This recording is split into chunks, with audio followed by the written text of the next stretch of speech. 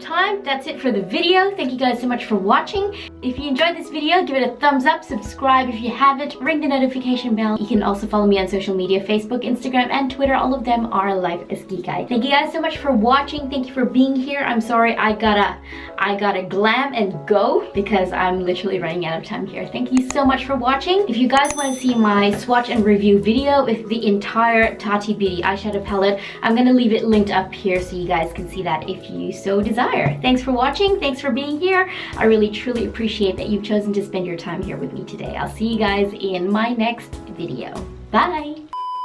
I want to show you guys my outfit though. It's really, really cute.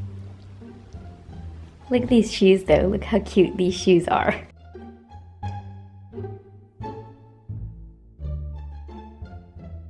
So I'm just gonna put some makeup.